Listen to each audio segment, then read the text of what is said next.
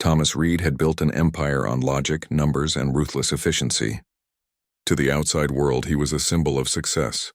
The billionaire who'd turned a garage startup into one of the most powerful tech conglomerates on the East Coast. But behind the polished image and the 10-figure fortune lay a man who'd forgotten how to trust. He'd once believed in people. That belief had cost him everything once. 8 years earlier, his co-founder and best friend, Marcus Cole, had siphoned $3 million through offshore accounts, vanishing for months before crawling back with apologies and new schemes. Thomas never turned him in, too proud to admit he'd been fooled.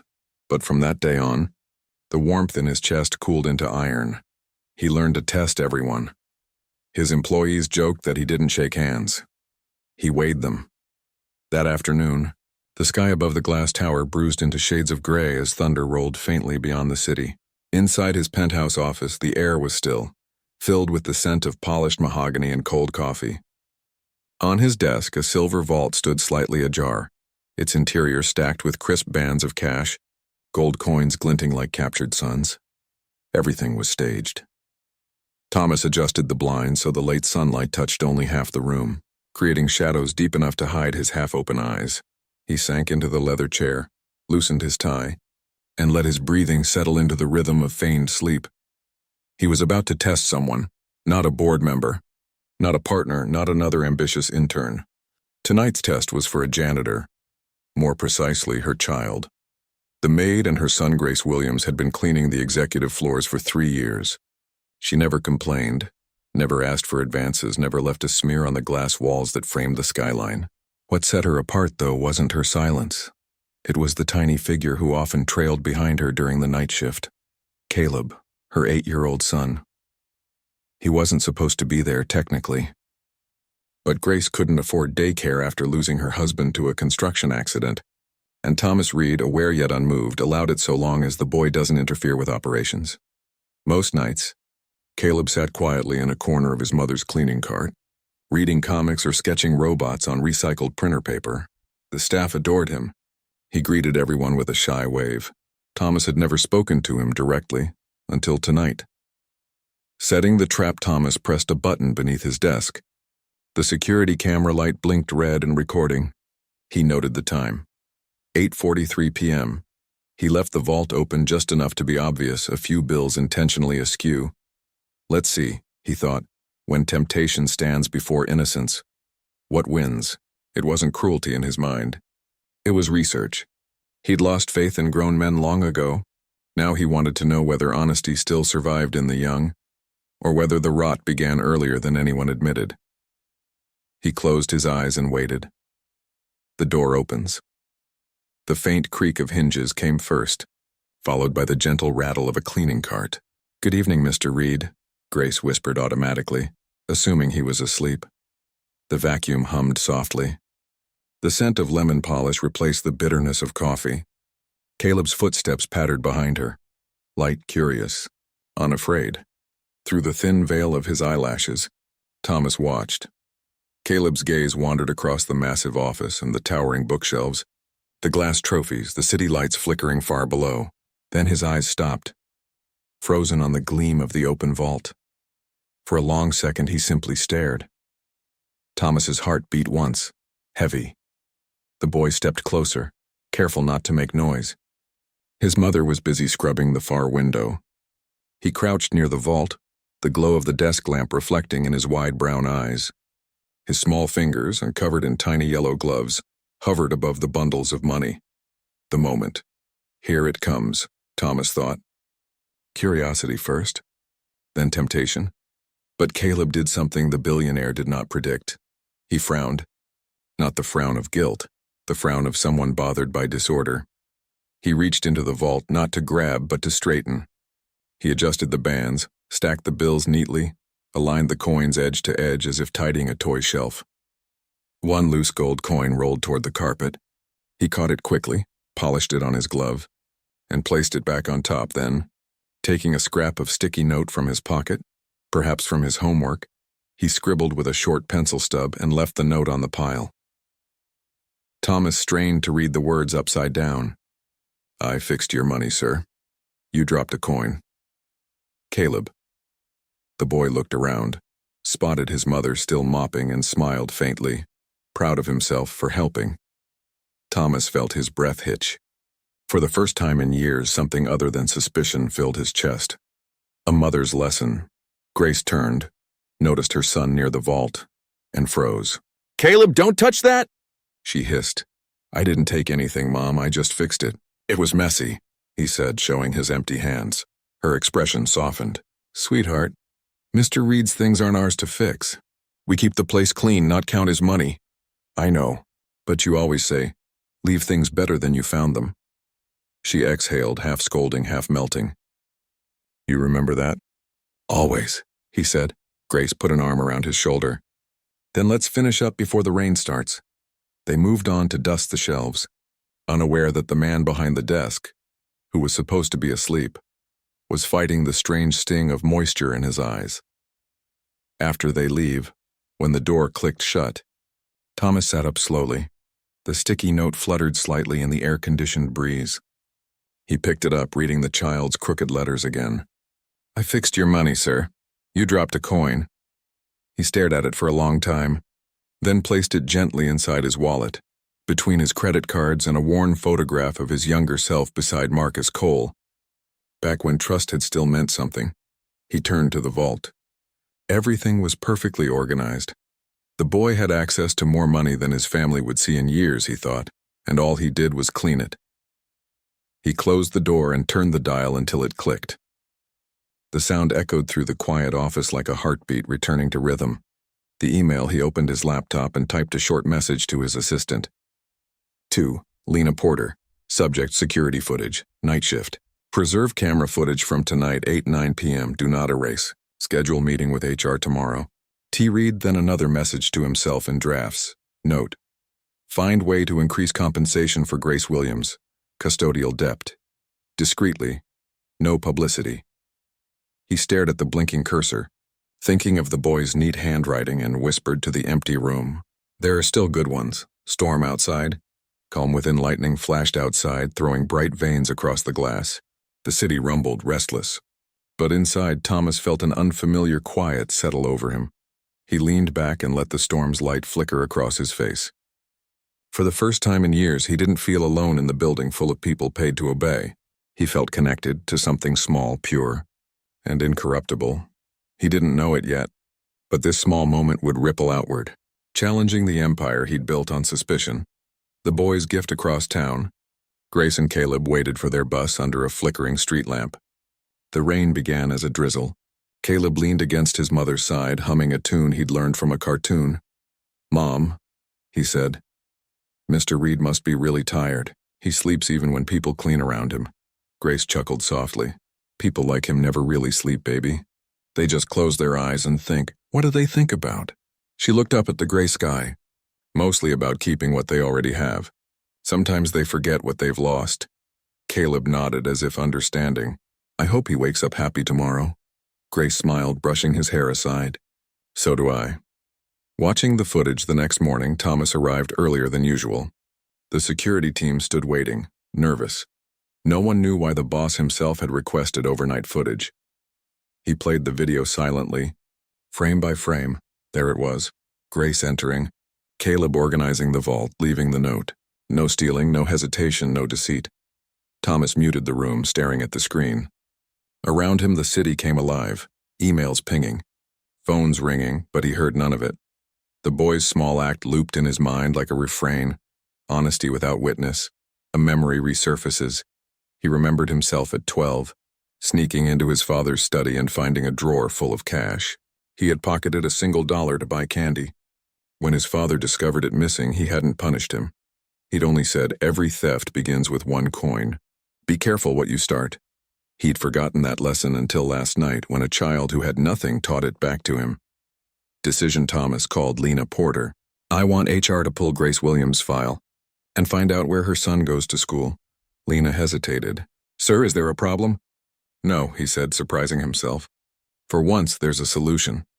Seeds of change that evening, Grace received a message from HR asking her to attend a performance review. She panicked, thinking she might lose the job. Caleb, sensing her fear, held her hand and said, "Don't worry. Mom, you always clean better than anyone. She smiled weakly, unaware that her life was about to shift forever. Closing scene, end of part 1. Back in his office, Thomas opened the vault again, empty, except for one gold coin resting atop a folded sticky note. He took the coin, placed it in a small velvet box and whispered, "Let's see what honesty can build." Outside, the rain stopped and sunlight touched the skyline, soft, hopeful and new. Morning sunlight filtered through the skyscraper windows, turning the city below into a patchwork of gold and silver. Thomas Reed sat in his office staring at the same sticky note from last night, the one with a child's handwriting. "I fixed your money? Sir, you dropped a coin." It lay on his desk beside the small gold coin, both symbols of something he couldn't quite name yet. For years, Thomas believed morality was a word people used to hide their greed. Every smile hid an agenda. Every handshake carried a knife. But that note, those 6 innocent words, had cracked something open inside him. Something he hadn't realized was still alive. He didn't delete the security footage. He didn't throw away the note. He just kept watching it. "The meeting with HR, Mr. Reed, we've reviewed Grace Williams' record as you requested," said Lena Porter, the company's HR head. Her tone was cautious, unsure why the CEO himself cared about a janitor. "She's been with us 3 years, yes?" Thomas asked. "Yes, sir. 3 years and 4 months. No warnings, no absences, and consistently high cleanliness audits. However," Thomas looked up. "However what?"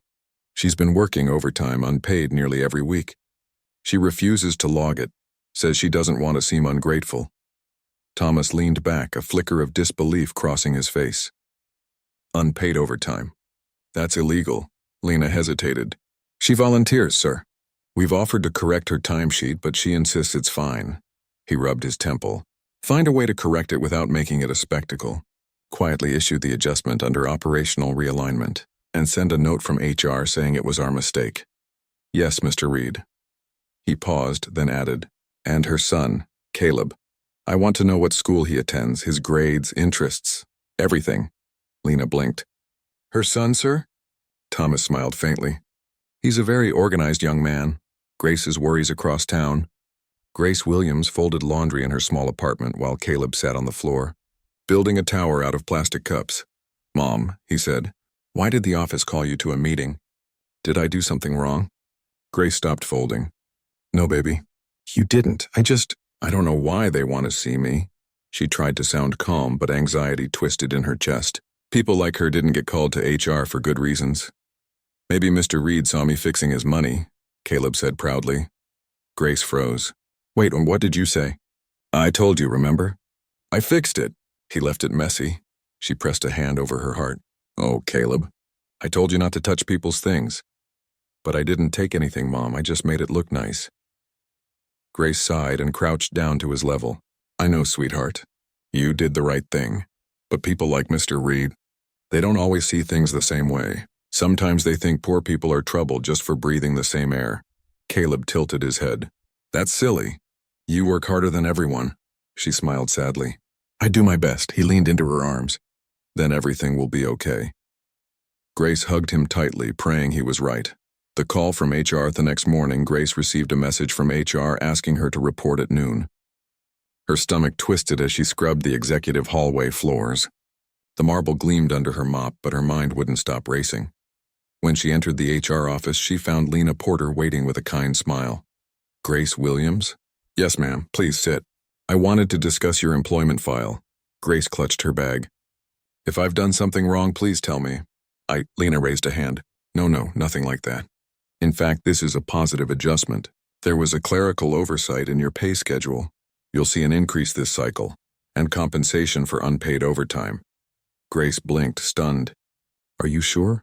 I never reported any overtime." Lena smiled softly. "Let's just call it corporate housekeeping." Grace's eyes filled with tears. "Thank you. I don't know what to say. No need to. Just keep doing what you do best." The observation. Meanwhile, in his office, Thomas watched the encounter live through the security feed.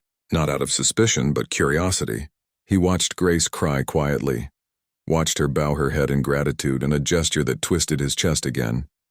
He turned off the monitor and muttered, "You shouldn't have to thank anyone for fairness." Caleb's surprise a few days later, Grace picked up Caleb from school, holding an envelope. "What's that, Mom?" he asked, bouncing on his heels. "Something from Mr. Reed's office. They said it's for you." He tore it open eagerly. Inside was a note and a small box. The note read, "Caleb, I heard you're very good at organizing things. I could use some help at the office again soon. Enclosed is a small token of appreciation for your honesty. Keep being you, Mr. Reed." Inside the box lay a small mechanical puzzle shaped like a cube, engraved with the letter R. Caleb's eyes lit up. "Wow, it's like a brain game." Grace smiled, though part of her worried. She didn't like accepting gifts from bosses. Gifts came with strings, but Caleb's joy was pure and she couldn't take that away. "Thank you, Mr. Reed," Caleb whispered to the wind. A change in the air at Reed Technologies. Whispers began spreading. The CEO had personally intervened in a janitor's pay case. He'd sent gifts to a child. He'd been seen smiling while in the cafeteria. To those who'd known Thomas for years, it was unsettling. The man who once fined managers for sending personal emails was now showing empathy. "Maybe he's going soft," Marcus Cole said one evening, swirling whiskey in his glass. Lena Porter, standing nearby, replied quietly, "Or maybe he's finally waking up." Marcus chuckled darkly. "Waking up to what? The idea that kindness pays dividends, please." The man built an empire by being paranoid. But inside his laughter was unease. The kind that grows when someone's power begins to shift. Marcus's plan. Marcus wasn't just a partner. He was the kind of man who saw morality as weakness. If Thomas was softening, Marcus saw an opportunity. He started cutting corners, authorizing supply contracts through shell companies, trimming cleaning staff budgets, inflating invoices. It wasn't the first time, but now he was bolder. Thomas's attention was elsewhere. "Let him play father figure to the janitor boy," Marcus muttered, "while I run the real numbers." A seed of trust. 1 week later, Thomas called Grace into his office for the first time. She stood nervously by the door, hands clasped. "Sir, I hope I haven't done anything wrong." "Not at all," Thomas said, motioning to the chair. "I just wanted to thank you, personally, for raising such an extraordinary boy." Grace blinked, unsure how to respond. "He reminds me of someone I used to be," Thomas continued. "Before money made things complicated. I just try to teach him right from wrong, sir. And you've done well, which is why I'd like to offer a small scholarship for his education, fully covered, no conditions." Her lips parted. "Sir, I can't." "You can," he interrupted gently. "You've earned it." Her eyes shimmered. "You don't know what this means to us." "I think I do," he said softly. As she left, he noticed the small tear in her sleeve, the kind she had probably stitched herself a dozen times. For a man worth billions, it was a simple reminder. Dignity isn't about wealth. It's about grace. And hers ran deep. A lesson in perspective. That evening, Thomas found Caleb waiting in the lobby with Grace. The boy approached him shyly. "Thank you for the puzzle, sir." "I solved it." Thomas smiled. "Already? You're faster than most of my engineers." "It wasn't hard. You just had to think backwards," Thomas chuckled. "Thinking backwards, huh? Maybe that's what adults forget." Caleb tilted his head. "What do you mean?" He crouched down to meet the boy's eyes. "We spend our lives chasing what we lost instead of fixing what we still have." Caleb frowned thoughtfully. "Then you should fix it, sir." Thomas stared at him, caught off guard by the simplicity of that truth. "Maybe I will." The whispering boardroom. Meanwhile, Marcus noticed the shift. Thomas was more humane, less calculative, a dangerous thing in business. "Grace Williams," Marcus muttered, reading a report. "Who knew a janitor could make a billionaire sentimental?" He smirked. "Let's see how long that lasts." Behind the smirk, though, was fear, because Thomas's compassion was slowly undoing the web of deceit Marcus had woven over years. The weekend visit. On Saturday morning, Thomas drove to a modest neighborhood, an area his Rolls-Royce had likely never entered. He parked discreetly across from a faded brick apartment block. He watched from a distance as Grace carried groceries upstairs, Caleb skipping ahead to open doors for neighbors. No guards, no luxuries, just two people surviving on dignity and love. Thomas sat quietly, the engine idling, realizing how little his billions mattered if they couldn't buy what they had. The hidden file. Later that week, While reviewing financial statements, Thomas noticed something strange. Duplicate invoices, unusual vendor codes, missing approvals. He recognized the pattern. Marcus. He didn't confront him yet. He wanted evidence. He called Lena. Pull all purchase orders for facility maintenance from the past quarter, quietly. Lena hesitated. Does this have to do with Grace's department? Indirectly, Thomas said. Let's just say I'm testing someone else now. Caleb's question that evening, Grace brought Caleb with her again. While she cleaned, he drew on a scrap of cardboard at Thomas's desk.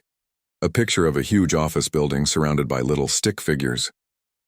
What are those? Thomas asked, amused. People, Caleb said. And this big one in the middle is you. Thomas laughed. I don't think I'm that big. You are, Caleb said seriously. But you look lonely. So I drew more people around you. The billionaire froze, the smile fading slowly. Why do you think I'm lonely, Caleb? The city shimmered beneath the morning sun as Thomas Reed stood before the floor-to-ceiling windows of his office. The skyline stretched endlessly, but his focus wasn't on the view. It was on the file resting in his hands. Inside that file were numbers, dates, and signatures. But behind those numbers were lies. Marcus Cole's lies. Fake vendors, duplicate contracts, inflated repair costs, all buried beneath layers of digital dust. He'd seen this before years ago, when greed had almost destroyed the company before it began. And now it was back, wearing the same expensive suit, smiling the same practiced smile. But this time, Thomas wasn't the same man. The meeting Marcus entered without knocking, as he always did. Tommy, you called? He said with forced cheer. Thomas gestured to the chair across from him. Sit. Marcus frowned slightly. Thomas's tone was calm but cold. I found something interesting, Thomas said, sliding the folder across the desk. Maintenance contracts, vendor payments. It seems we've been paying the same supplier twice. Marcus's smile flickered. Clerical error, probably. Accounting will fix it. Accounting doesn't forge signatures, Thomas replied quietly. The room fell silent. Marcus leaned back, masking his nerves with arrogance. You think I'd risk everything over a few $1,000s? Not a few thousand, Thomas said, tapping the file. Try 600,000 over the past quarter. Marcus's jaw clenched. Thomas continued, voice low and steady. You once told me, greed is a tool, not a sin. Maybe that's true, but tools can destroy the hands that hold them. Marcus scoffed. You're losing your edge, Tom. Ever since you started playing philanthropist to janitors, you've forgotten how this world works. We bend the system, or the system bends us. Thomas stood, his silhouette outlined by sunlight. No, Marcus. We built this company to make life easier for people, not to crush them. Somewhere along the way, you forgot that. Marcus's smile turned venomous. And what about you? Testing poor kids like lab rats? Leaving money out just to see who steals it? Don't act righteous, Thomas froze. Marcus's smirk deepened. Yeah, I heard about your little experiment. Security guys talk. You left the vault open, watched the maid's kid like a hawk. You think that makes you noble? Thomas's voice dropped, controlled but sharp. It made me see more humanity in that child than in most men I've met. Marcus laughed dryly. Then you're more naive than ever. Kids grow up. They learn the same rules as everyone else. Take what you can before someone else does. Thomas's jaw tightened. Not if I can help it, Marcus stood. We'll see, old friend. You've got too much faith and honesty. Let's see how far that gets you. He left. His cologne lingering like smoke, Thomas exhaled slowly. Knowing this wasn't over. Grace's new burden downstairs. Grace scrubbed marble floors that gleamed like mirrors. For the first time in months, she'd felt peace. Her raise had helped pay 2 months' rent. And Caleb's scholarship had lifted a lifetime of worry.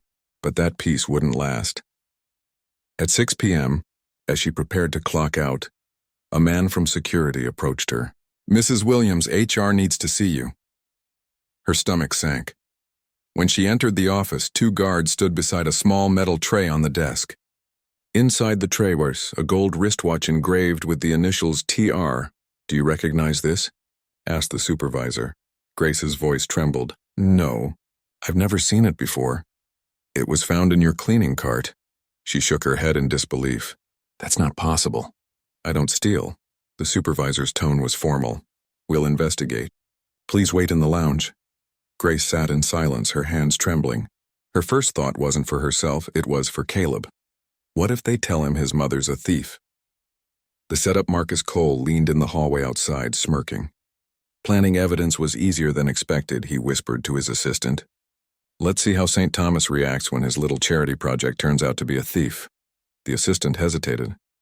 Sir, if she's innocent, she's not the point, Marcus interrupted coldly. The point is leverage. Reed's distracted. This scandal will remind him who's really in charge. The Discovery Lena Porter burst into Thomas's office moments later.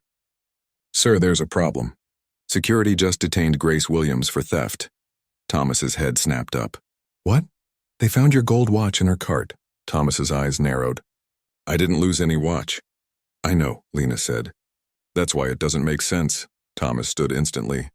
Pull every camera feed from the last 2 hours. Every angle near her cleaning route. The surveillance minutes later. Thomas and Lena huddled over the playback monitor. They watched Grace push her cart, stop by the executive lounge, clean the window. Nothing unusual. Then, at timestamp 1807, another figure entered the hallway. Marcus's assistant. He glanced around, slipped something into the cart's side pocket and left. Thomas froze the frame. There, Lena gasped. That's Marcus's guy. Thomas's voice went cold. He planted it. Lena looked at him. What do you want to do? He stared at the screen, jaw tight. I want the truth to be loud. The confrontation security escorted Grace into the boardroom where Thomas was waiting. She looked pale, trembling. Mr. Reed, I swear. He raised a hand gently. Grace, sit down. Her heart pounded. He turned the monitor toward her and pressed play. They watched the footage. The assistant's movements, the planted watch, everything. When it ended, Grace covered her face, sobbing softly. Why would anyone do that to me? Thomas's tone was soft but resolute. Because people like Marcus think decency is weakness. They're wrong. She looked up, eyes glistening. You believe me? With every ounce of my being. He called the head of security. Clear Grace Williams' record immediately, and escort Mr. Cole's assistant to my office. Now.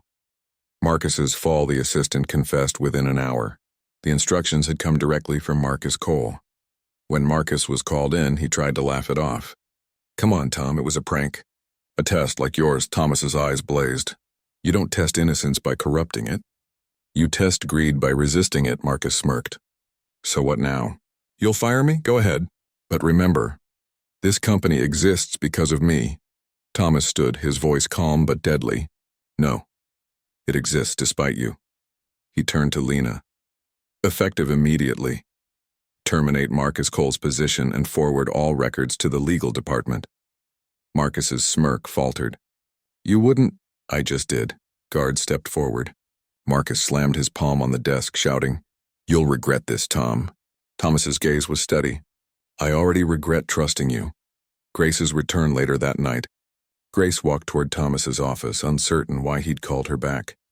Inside, the room was quiet, the kind of quiet that carried warmth instead of judgment.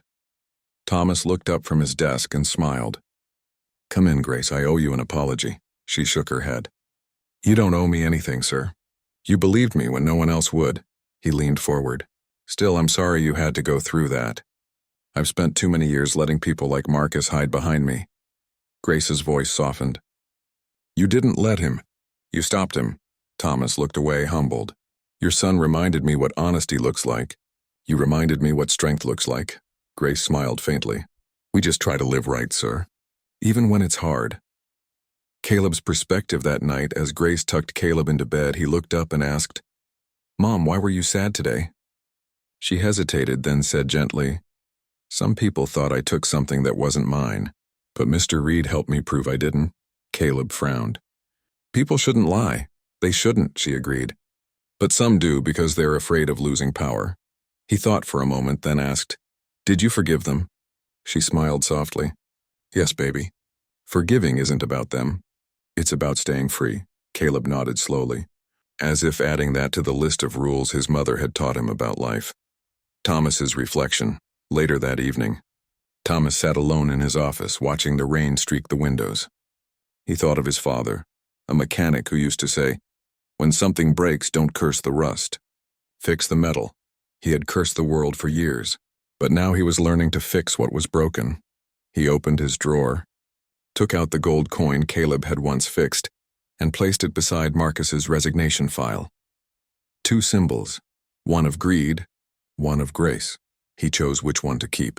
The announcement the next morning. Thomas gathered the company for a rare address.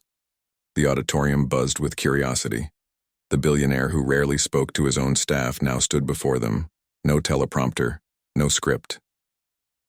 "Good morning," he began, voice calm but firm. "Today I want to talk about trust. We've lost some of it, not because of our failures in technology, but because of our failures in humanity." He paused, scanning the faces of hundreds of employees. "A few weeks ago, someone here reminded me that honesty isn't outdated, it's revolutionary." That reminder came from our own cleaning department. Whispers rippled through the crowd. He continued. "Grace Williams and her son Caleb reminded me what integrity looks like. So from this day forward, I'm establishing the Williams Integrity Award, a scholarship and annual fund to support employees' children who demonstrate courage and honesty." The room erupted in applause. Grace, standing in the back, pressed a hand to her mouth, tears streaming down her cheeks. Thomas smiled toward her. Sometimes the smallest hands teach the biggest lessons. The whisper in the hall. After the meeting, Lena approached Thomas quietly. "You really meant every word, didn't you?" Thomas nodded. "For the first time in a long time, yes." The sun rose over the skyline like molten gold spilling between towers of glass. Inside the Reed Technologies building, light reflected off polished marble floors, the same floors Grace had once cleaned in silence. But today, they gleamed differently. Grace walked through the main hall holding her cleaning cart, unaware that nearly every employee who passed her smiled, nodded, or said, "Good morning, Mrs. Williams." For the first time in her life, people actually saw her, and above them, in his top-floor office, Thomas Reed watched from the window, coffee in hand, a quiet pride in his eyes. The world had not changed overnight, but he had, and that was enough to start something. A company awakens. The day after the public announcement of the Williams Integrity Award, the corporate building felt lighter, as if invisible chains had been lifted. People worked differently. They greeted janitors, thanked receptionists, and smiled at security guards who had once been invisible. Grace noticed the difference, too. Colleagues she'd never spoken to now stopped by to ask about Caleb's scholarship. One intern even helped her carry supplies. When she told Caleb about it that night, he grinned proudly. "See, Mom, Mr. Reed's changing the world," Grace chuckled softly. "Maybe, baby. Or maybe he's just reminding people what they forgot." The vision expands in his office. Thomas sat with Lena Porter, reviewing proposals. "I want this company to do more than build technology," he said. "I want it to build character." Lena looked intrigued. "You mean ethics training?" "Not training," he said. "Culture. A living example of what integrity looks like, from the janitor to the board." "That's ambitious," she said. He smiled faintly. So was building an empire from a garage. Grace's opportunity a week later. Grace received a letter on embossed stationery. Her hands shook as she read it. Internal notice. "You have been nominated for employee leadership training, a development program typically reserved for managerial staff." She showed it to Thomas during her evening round. "Sir, I think there's been a mistake," she said, half laughing. "I'm not management," Thomas smiled. "That's exactly why you should be. We need leaders who understand people, not just spreadsheets." Her eyes softened. "You really believe I could do that?" He nodded. "You already have. You led by example far long before I did." Caleb's curiosity. Caleb, meanwhile, had become a small celebrity in his school. Teachers spoke of him as the boy who fixed the billionaire's money.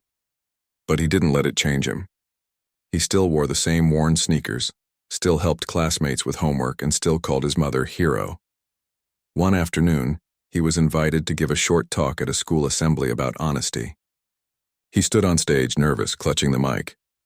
"My mom says being honest is like cleaning," he began. "If you keep doing it, everything stays bright. But if you stop, the dirt piles up and you forget what's underneath." The hall fell silent, then erupted in applause. A teacher recorded the speech and uploaded it online. By the next morning, it had been viewed over 100,000 times. When Thomas saw it, he smiled and whispered, "Looks like the student's teaching the world now. Marcus returns, but peace never lasts unchallenged." 2 months later, Marcus Cole resurfaced. He'd avoided prison through a plea deal, but his reputation was shattered. Still, greed doesn't retire easily. He showed up unannounced one evening, stepping into Thomas's office like a ghost from the past. "Tommy," he said, voice slick as oil, "you won." Thomas didn't look up from his laptop. "You shouldn't be here," Marcus smirked. "Relax, I didn't come to fight. I came to propose a deal. I'm not interested." "Oh, but you will be." Marcus dropped a folder on the desk. Inside were documents showing a competitor planning a corporate takeover. "Your little charity act has made you look weak. Investors are nervous. They're circling." Thomas scanned the pages, partial truths carefully chosen. "You're bluffing," he said. "Am I?" Marcus leaned closer. "Sell me your shares quietly. You can retire early, keep your image clean, or wait until they tear you apart." Thomas studied him. The same confidence, the same empty eyes. "You still don't get it, do you?" he said quietly. "This isn't about image anymore," Marcus chuckled. "Then what's it about, huh? Playing father to the help?" Thomas stood. "It's about the one thing money can't buy, peace," Marcus scoffed. "Peace doesn't pay dividends." Thomas smiled faintly. "Maybe not, but it buys sleep." He pressed the intercom. "Security." Marcus backed away, snarling. "This isn't over." Thomas's voice was calm. "It already is." Grace's test later that week. Grace was leading her small training group, part of her new leadership course. She was nervous but determined. One of her trainees, a young custodian named Daniel, approached her during lunch. "Mrs. Williams," he said quietly, "I need advice. My sister's sick. I can't pay her bills, and I found a client's wallet yesterday. There's cash inside. I didn't take it, but I keep thinking about it." Grace saw herself in his trembling hands. She smiled gently. "Daniel, when you look in the mirror, what do you see? Someone who took money or someone who wants to do right?" He swallowed hard. "Someone who wants to do right." "Then hold on to that," she said. "Because every time you walk away from easy wrongs, you walk closer to peace."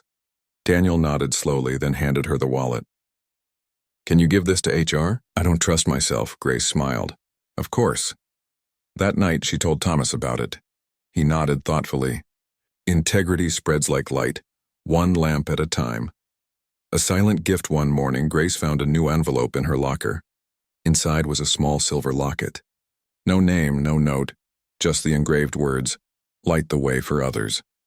She guessed who it was from, but never asked. Some gratitude, she realized, doesn't need words.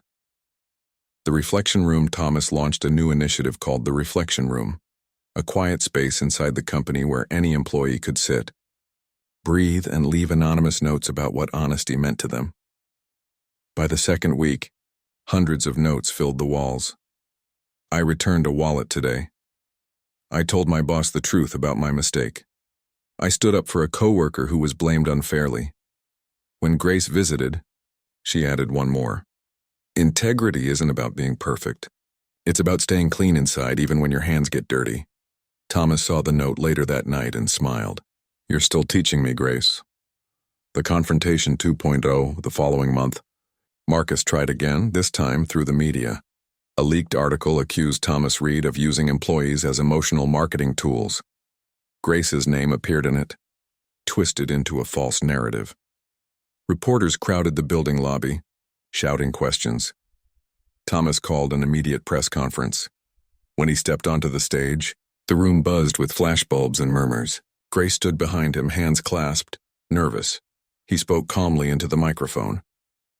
"There are those who believe kindness is a weakness, that doing good must have a hidden motive. Maybe that's true for some, but not here." He paused, eyes sweeping the room. "I once thought integrity was a test you gave others. I was wrong. It's the mirror you hold up to yourself, and what you see there decides who you really are." He turned toward Grace, then back to the crowd. "This woman and her son reminded me what humanity looks like. If that's bad for business, and then maybe business needs to change." Applause thundered through the hall. For once, headlines would not be about scandal, but about conscience. A moment of pride. That night, Grace stood by her small apartment window, watching the news replay the speech. Caleb clapped excitedly. "Mom, you were on TV. You're famous." She laughed through happy tears. "No, baby, Mr. Reed's the one on TV. But you're the reason," he said simply. Grace looked at him speechless. Sometimes children saw the truth adults overlooked. The visit. 2 days later, Thomas visited their home again, not as a boss, but as a friend. He brought a small wooden box. Inside were 3 items: the gold coin, the sticky note Caleb had written, and a new letter. He handed the box to Grace. "These belong to you both." She opened it carefully. The letter read, "You reminded me that wealth isn't measured in accounts, but in actions. I once tested your son to see if honesty still existed. Now I test myself every day to deserve it." Tears filled Grace's eyes. Thomas smiled gently. "You fixed more than money, Grace. You fixed faith." The boardroom shift within months. Reed Technologies transformed. Departments once driven by profit began submitting ethical impact reports alongside revenue updates. The Integrity Award became an annual tradition. At the first ceremony, Thomas stood at the podium beside Grace and Caleb. "This company once measured success in numbers," he said. "Now we measure it in names, the names of those who choose right when no one's watching." Grace stepped up, voice trembling but strong. "This isn't my story. It's ours. Every person who chooses honesty over fear writes a better world." The audience rose in a standing ovation. Caleb beamed up at his mother, whispering, "You did it." She knelt and whispered back, "No, baby, we did." The mirror scene. Climax. After the event, Thomas returned to his office alone. He stood before the mirror, the same one he'd once looked into years ago when his soul felt empty. Back then, he'd seen a tired, bitter man. Tonight he saw something else, a reflection softened by humility, strengthened by compassion. For the first time, he didn't turn away. The last visit from Marcus, a letter, arrived on Thomas's desk weeks later. No return address. Inside was a single line written in Marcus's handwriting. "You were right. I can't sleep." Years passed. Skyscrapers rose higher, technologies evolved faster, and markets shifted endlessly. But one thing at Reed Technologies never changed: a framed photograph that hung in the lobby. It showed a billionaire standing beside a janitor and her young son. Beneath it, a small plaque read, "Integrity. Doing the right thing, even when no one is watching." Visitors passed by it daily, some glancing for a moment, others pausing longer, unaware of the story behind it, of how that single act of honesty years ago had changed an empire. A new dawn. It was a crisp autumn morning. Leaves swirled across the streets, painting the sidewalks in copper and gold. Inside his penthouse, Thomas Reed, now in his 60s, stood before the mirror, tying his tie with deliberate slowness. His reflection had aged. Gray at the temples, lines of time etched around his eyes. But there was a softness there that hadn't existed before. The coldness that once shadowed his gaze had melted long ago. He looked over at his desk where a small velvet box rested. Inside, neatly preserved, was a single gold coin and a child's old sticky note. "I fixed your money, sir. You dropped a coin." He smiled faintly.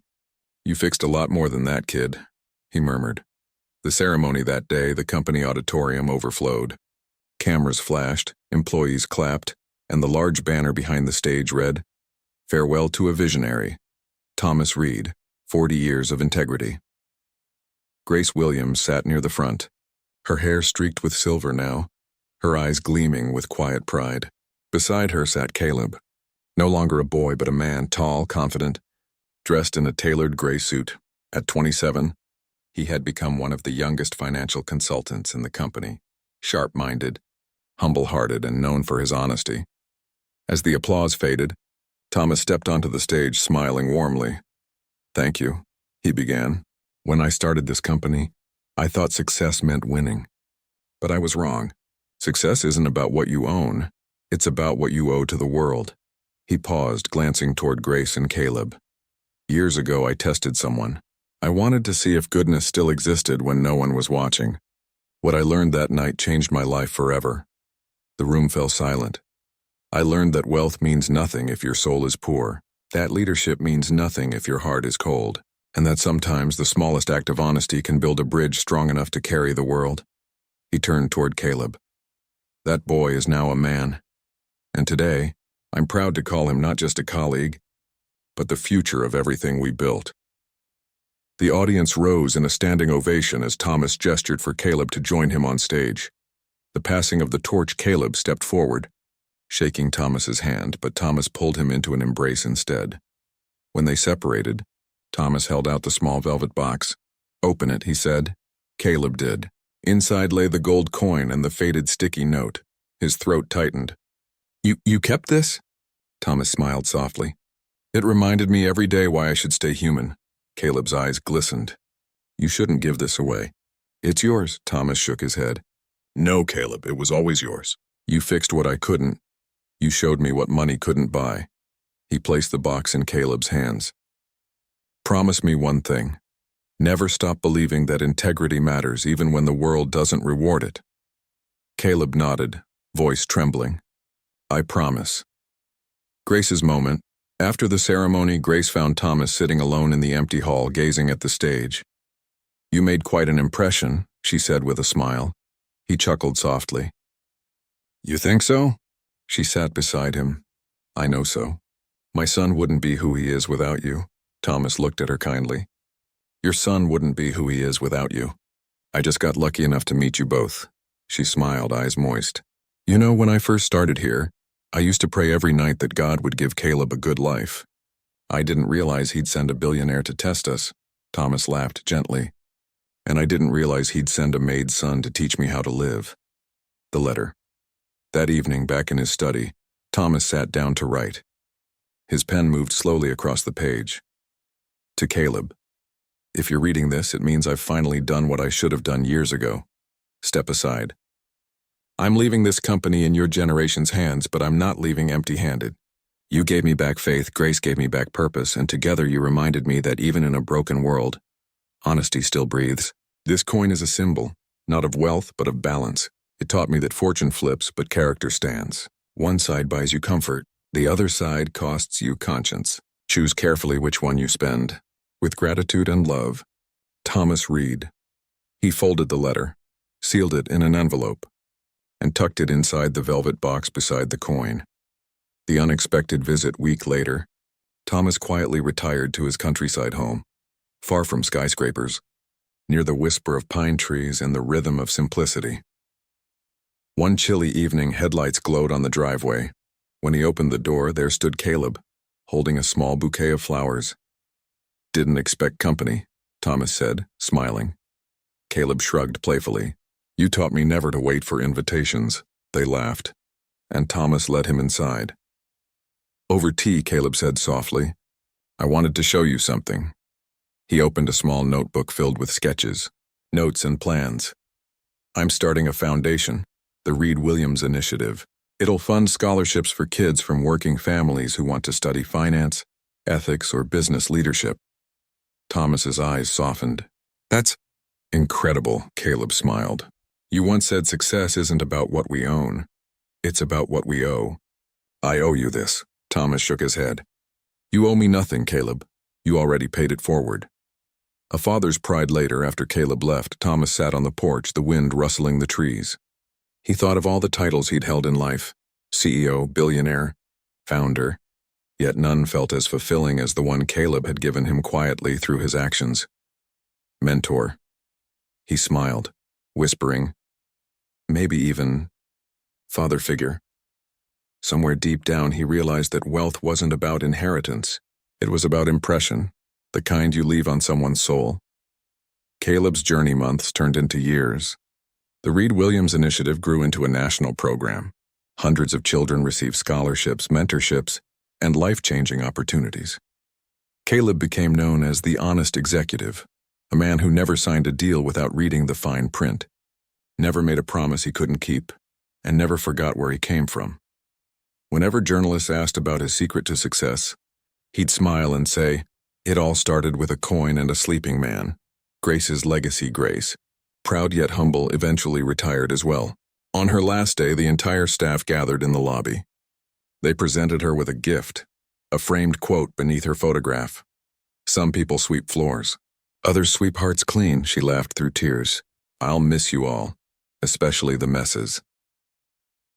The final goodbye 5 years later, news spread that Thomas Reed had peacefully passed away in his sleep. At the funeral, hundreds gathered, executives, janitors, engineers, and students from the scholarship program. Caleb stood at the podium, holding the gold coin. He spoke softly, his voice steady yet emotional. Thomas Reed wasn't just a businessman. He was a believer, not in numbers but in people. Years ago, he pretended to sleep to test a child. That child was me, and when he opened his eyes, he saw something worth believing in. He paused, smiling through tears. But what he didn't realize was that I was the one being tested, not by him, but by life, and everything I am today is because he gave me a chance to prove that honesty matters. He lifted the coin slightly.